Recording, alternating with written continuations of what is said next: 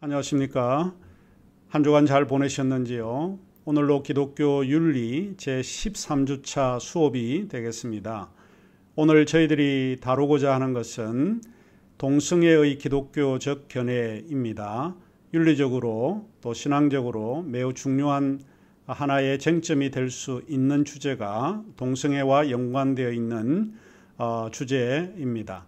이 주제와 연관해서 우리가 주변을 살펴보게 될 때 많은 사람들에 의해서 받는 질문들이 몇 가지 있습니다. 그 중에 하나가 동성애 무엇이 정말 문제인가? 많은 사람들이 이야기는 하고 있지만 실제적으로 이 문제가 핵심적으로 무엇이 문제인가 하는 것에 대한 관심이 있는 사람들이 있고, 또 그리스도인들 가운데 동성애와 연관되어서 동성애는 죄인가 아닌가라고 하는 이런 질문을 많이 우리가 듣고 있습니다.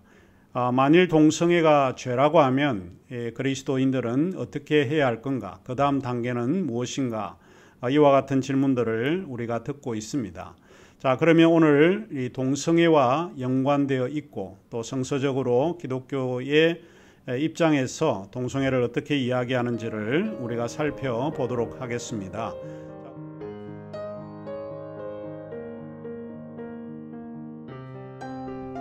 동성애 문제와 연관해서 우리가 이번 13주차에 다루고자 하는 주된 내용들은 동성애가 무엇인지, 동성애에 대한 정의를 먼저 내리고 그 다음에 여러 나라를 통해서 동성애에 대한 그들의 생각이 뭔지 역사적인 변천 과정을 또 살펴보겠습니다. 그리고 동성애를 옹호하는 사람들의 입장이 무엇이고, 그리고 동성애를 반대하는 사람들의 입장이 무엇인지 논의하기 위해서 두 사람들의 찬반을 한번 살펴보겠습니다. 그 다음에 우리가 가장 중요하게 여기는 성서적인 근거는 무엇인가, 성서에서는 이 동성애에 대해서 무엇을 이야기하고 있는지, 그리고 그것을 기독교 윤리적인 입장에서 한번 살펴보려고 합니다.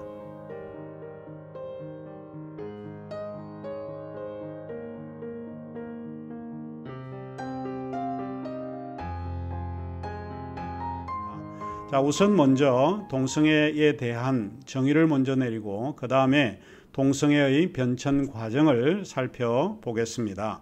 동성애라고 할 때 사전적인 의미로서는 동성에게 성적 매력을 우선적으로 느끼는 것으로 정의될 수 있습니다. 이성에 대한 성적 매력을 느끼는 것이 아니고 같은 동성에 대해서 성적으로 매력을 느끼는 것으로 정의를 할 수 있습니다. 자, 그러면 이제 이 동성애에 관한 역사적인 변천 과정은 어떻게 될 건가? 상당히 오랜 기간 동안 역사적인 변천 과정을 가지고 있습니다. 여기에서는 아주 중요한 몇 가지 사실들만 여기에서 좀 설명을 하는 게 좋을 것 같습니다. 동성애는 고대 로마 사회에서 발견되고 있습니다. 하지만 고대 로마 사회는 동성애를 정죄했습니다. 동성애는 죄라고 하는 것이 명백하게 언급되어 있습니다. 그리고 16세기에서 18세기 말까지 영국과 프랑스에서 다양한 성적 이탈이 나타나게 됩니다. 미국은 18세기 말까지 동성 간의 성행위를 중죄로 다루었다라고 하는 것입니다. 그리고 미국 안에서 버지니아주와 사우스캐롤라이나주는 18세기 말까지 동성애를 지은 사람들에게 사형에 해당되는 중죄로 여겼다라고 하는 기록이 있습니다. 미시간주의 이스트 랭신 씨가 1972년 게이들의 인권을 보호하는 법이 제정되었습니다. 1993년 하와이 법원이 동성애자 결혼을 금지하는 주법에 대한 위헌 판결이 있었습니다. 2004년 매사추세츠 법원이 국가적 차원에서 동성애자 결혼을 이제 합법화했습니다. 약 16년 전이라고 볼 수 있는데, 그 다음에 1989년 덴마크를 시작으로 아이슬란드, 스웨덴, 프랑스, 네덜란드, 독일, 핀란드, 벨기에, 캐나다 남아프리카 공화국에 이르기까지 동성 결혼을 합법화해 왔습니다. 동성애에 대한 이런 역사적인 변천 과정에서 점차적으로 변화되어지는 것을 우리가 살펴보게 됐습니다. 그러면 교회 안에서의 이 동성애에 관한 변천 과정은 어떻게 될 건가? 몇 가지 여러분에게 좀 소개를 하자면 2세기 중엽에서 19세기 말까지 교회사는 동성애 행위를 죄로 선언을 했습니다. 예를 든다라고 하면 동성애 행위를 했던 사람이 성만찬에 참여하기 위해서는 15년간이라고 하는 오랜 세월 동안 참여 기간을 두어야 했다고 합니다. 그 다음에 12세기에는 동성애 행위에 대한 판결로서 말뚝에 매달아 화형시킬 것을 요구했다고 합니다. 아퀴나스는 동성애 행위를 하나님의 법을 어기는 것으로 이해를 했습니다. 기독교 안에서는 동성애가 중죄로 여겨졌다라고 하는 것을 이해해 볼 수 있습니다. 그 다음에 종교개혁 시대는 어떤가? 종교개혁 시대는 자유의 바람에도 불구하고 성윤리에 대한 문제는 큰 변화가 없었던 걸로 알려져 있습니다. 루터와 칼빈의 로마서 1장 주석에 보면 동성애 행위를 퇴폐적인 성도착의 문제와 잔인한 짐승들로 혐오하는 것으로 이해했다라고 봅니다. 종교개혁 그러면 이후에는 프로테스탄트의 입장인데 개신교의 입장에도 이전 입장을 지속적으로 유지했다라고 보여집니다. 칼 발트는 그의 철치 도그매틱스라고 하는 책에서 이런 이야기를 하고 있습니다. 동성애는 인간이 하나님의 명령의 타당성을 용인하기를 거절할 때 나타날 수 있는 육체적, 심리적, 사회적 질병, 성도착 현상, 타락과 부패이다. 이렇게 칼 발트는 기록을 하고 있습니다. 미국에서 게이들을 위한 최초의 교회가 1946년 하이드라는 가톨릭 성직자가 아틀란타에 세운 교회가 있습니다. 그 후에 미국에서 1968년 트로이 페리라고 하는 목사가 메트로폴리탄 커뮤니티 철치가 가장 대표적으로 이 동성애 교회로 알려져 있습니다. 메트로폴리탄 커뮤니티 철치는 1992년까지 미국에만 230여 곳에 세워졌고 전 세계적으로는 17개 국가에서 291개의 교회가 세워졌다고 보고되고 있습니다. 자, 동성애에 대한 최초로 긍정적인 입장을 취한 교단이 있는데 그 교단이 그리스도의 교회입니다. 게이 남성을 최초로 성직자로 임명한 교단은 그리스도 연합교회입니다. 이것이 1972년에 있었던 일입니다. 그리고 레즈비언을 최초로 성직자로 임명한 교단은 영국 성공회입니다. 이 일이 있었던 것이 1977년에 있었던 걸로 알려져 있습니다. 자, 그러면 이제 우리가 동성애를 어떻게 볼 건가? 동성애에 대한 찬성과 반대에 대한 그들의 입장이 무엇인지 한번 간단하게 살펴보면 동성애를 옹호하는 입장은 왜 동성애를 주장하고 있는가? 왜 이것을 옹호하는가 하는 것입니다. 한 4가지 것을 가지고 그들은 설명을 하고 있는데 첫 번째로 그들이 동성애를 옹호하는 입장은 유전학적인 근거를 들고 있습니다. 동성애는 이 생물학적으로 이미 유전적으로 이렇게 결정되었다라고 주장하는 경우가 많이 있고, 둘째로 자연스럽다는 규범에 대한 철학적인 논거를 이야기를 합니다. 자연스럽다라고 이야기를 할 때 그 자연스러운 것은 남녀만이 아니고 이것은 동성애자들도 포함시켜야 한다라고 이제 주장을 하고 있고요. 그 다음에 인권적인 그런 근거를 둡니다. 동성애에 대해서 죄로 규정을 하거나 그들에 대한 차별을 이야기를 할 때 인간이 가져간 고유한 고난을 무시하는 그런 경향이 있기 때문에 그런 이유 때문에 동성애를 옹호하는 입장입니다. 그 다음에 4번째, 성서적인 근거를 들고 있는데 그들이 내세우는 성서적인 근거는 성경의 동성애가 연관이 되어 있지 않다라고 하는 이런 주장을 하게 됩니다. 이런 부분들은 조금 있다가 나중에 우리가 살펴보려고 합니다.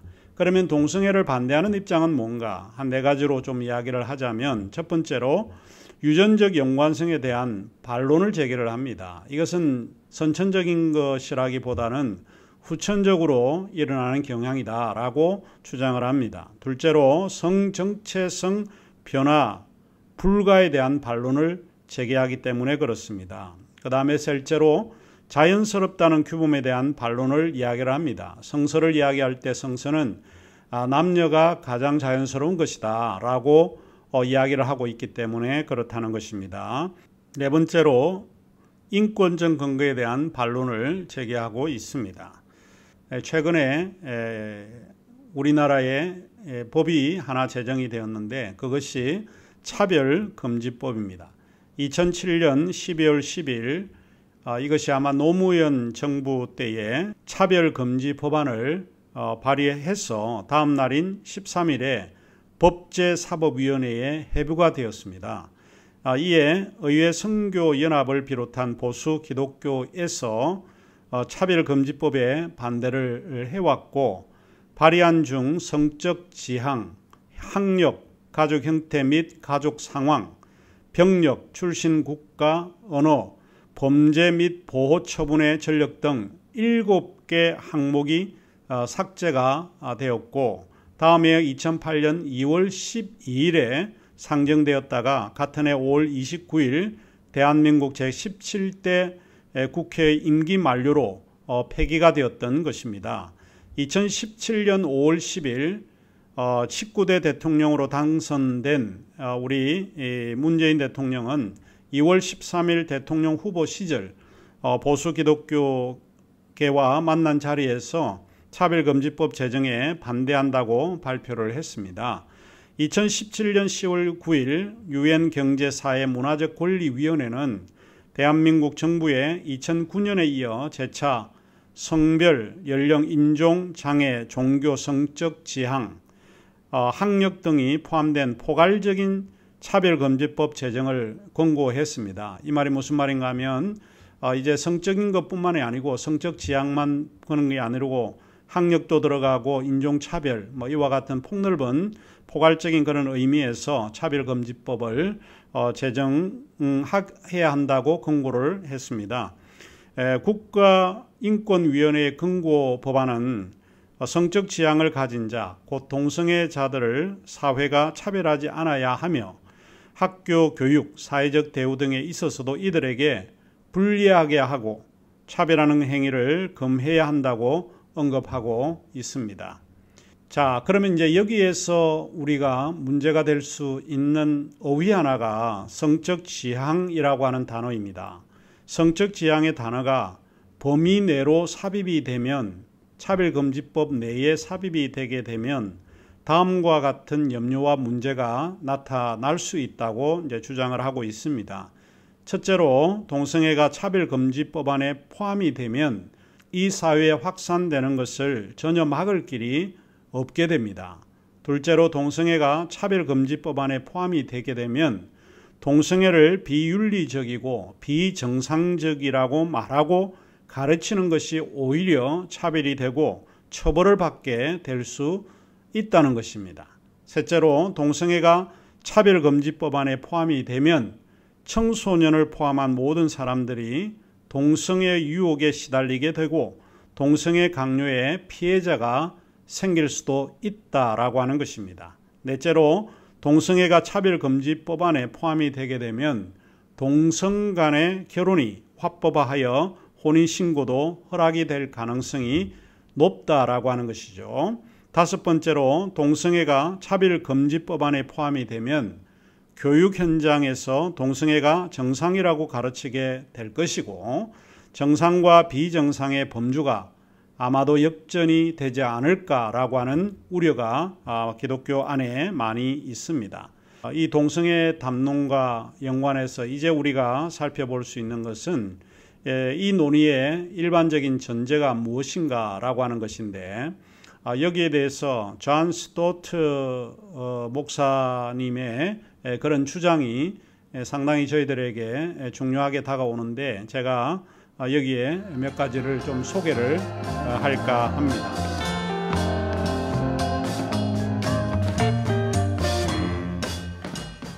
첫 번째로 스토트 목사님은 우리 모두는 인간이다 라고 하는 데서 출발을 해야 한다라고 보는 겁니다. 여기 이 모든 사람이 인간이다 라고 할 때 인간은 하나님의 형상으로 지음을 받은 자입니다.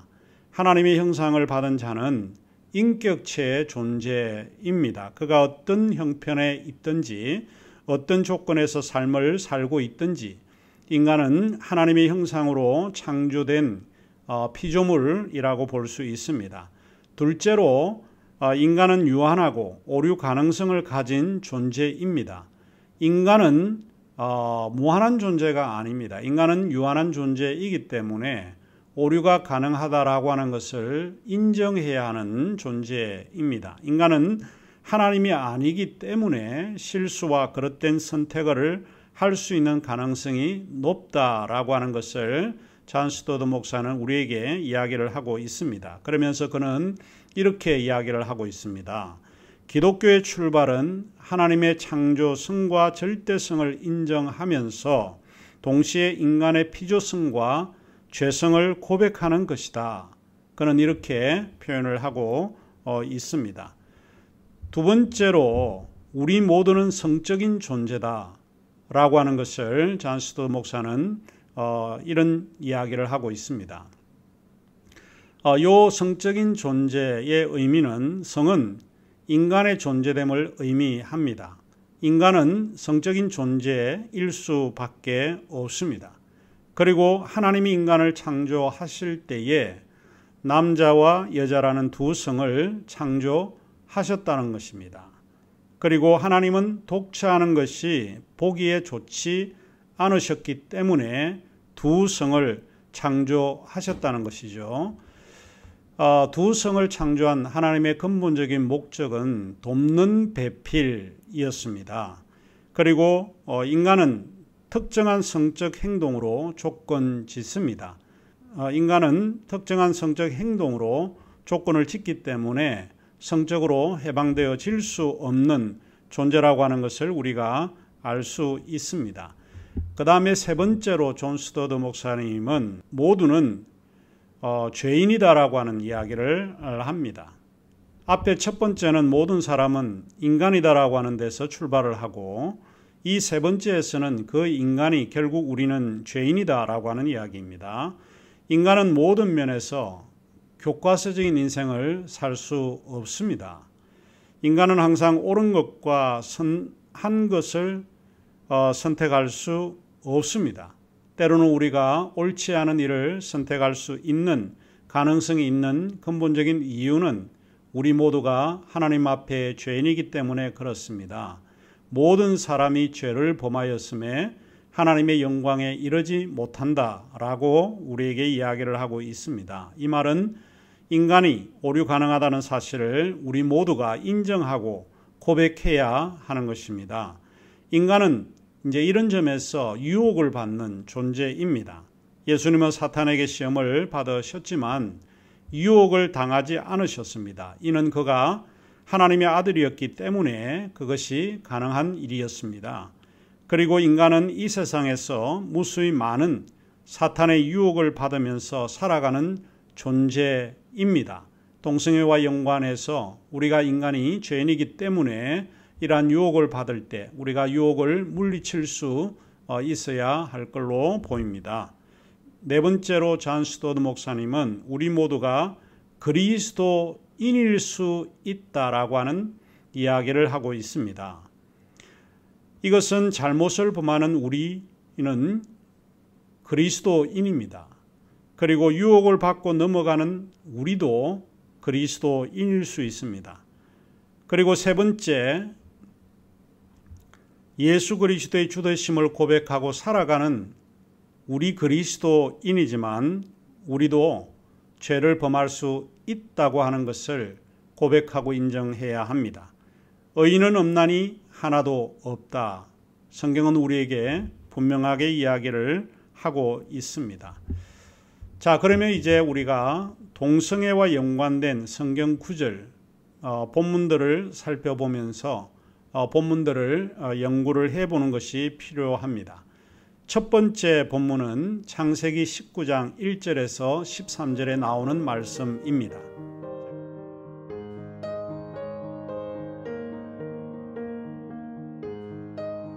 제가 여러분을 대신해서 요 구절을 읽어드리도록 하겠습니다.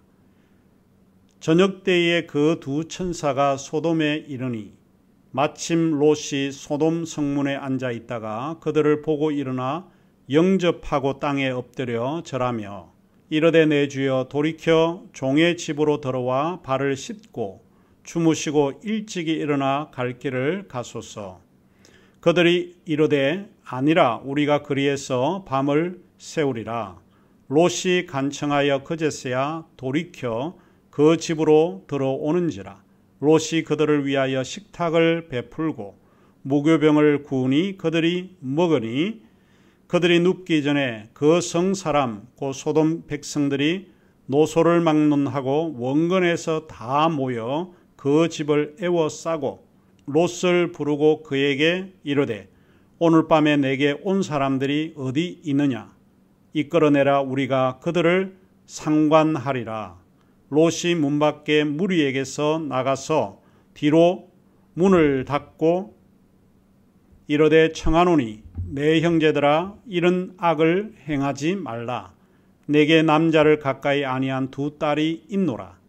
청하건대 내가 그들을 너희에게서 이끌어 내리니 너희 눈에 좋을 대로 그들에게 행하고 이 사람들은 내 집에 들어왔은즉 이 사람들에게는 아무 일도 저지르지 말라. 그들이 이르되 너는 물러나라. 또 이르되 이자가 들어와서 거류하면서 우리의 법관이 되려 하는도다. 이제 우리가 그들보다 너를 더 헤아리라 하고 롯을 밀치고 가까이 가서 그 문을 부수려고 하는지라. 그 사람들이 손을 내밀어 롯을 집으로 끌어들이고 문을 닫고 문 밖에 무리를 대소를 막론하고 그 눈을 어둡게 하니 그들이 문을 찾느라 헤매였더라. 그 사람이 롯에게 이르되 이 외에 내게 속한 자가 또 있느냐? 내 사위나 자녀나 성중에 내게 속한 자들을 다 성 밖으로 이끌어 내라. 그들에 대한 부르짖음이 여호와 앞에 크므로 여호와께서 이곳을 멸하시려고 우리를 보내셨나니 우리가 멸하리라. 롯이 나가서 그 딸과 결혼할 사위들에게 말하여 이르기를 여호와께서 이 성을 멸하실 터이니 너희는 일어나 이곳에서 떠나라 하되 그의 사위들은 농담으로 여겼더라. 동틀 때에 천사가 롯을 재촉하여 이르되 일어나 여기 있는 내 아내와 두 딸을 이끌어내라. 이 성의 죄악 중에 함께 멸망할까 하노라. 자, 우리가 읽은 창세기 19장 1절에서 14절의 이 본문을 우리가 한번 살펴보고 한번 해석을 하면 몇 가지 생각을 해볼 수 있는데 이 본문의 이야기는 무엇에 관한 이야기인가 하는 것입니다. 또 이 본문에서 이야기의 중심적인 주제는 무엇인가 하는 것입니다. 위의 구절을 해석하기 전에 우리가 살펴보아야 할 구절은 창세기 13장 13절과 창세기 18장 2절에서 22절에 기록된 구절입니다. 18장 2절에서 22절에서 가장 중요한 것들이 이런 구절들인데 13장 13절에 보면 소돔 사람은 악하여 여호와 앞에 큰 죄인이었더라. 그리고 18장 2절에서 22절 중에서 소돔과 고모라에 대한 부르짖음이 크고 그 죄악이 심히 중해서 결국 오늘 창세기 19장 1절에서 13절에 대한 본문을 해석하기 이전에 13장 13절과 18장 2절에서 22절의 구절이 또 중요하다라고 하는 것입니다. 사전적인 그런 배경을 이해하고 우리가 창세기 19장을 보는 것이 아마 좋지 않을까 싶습니다. 자, 그러면 이제 시간이 다 되었기 때문에 첫 번째 강의는 여기서 마치고 두 번째 강의에서 여러분을 뵙도록 하겠습니다.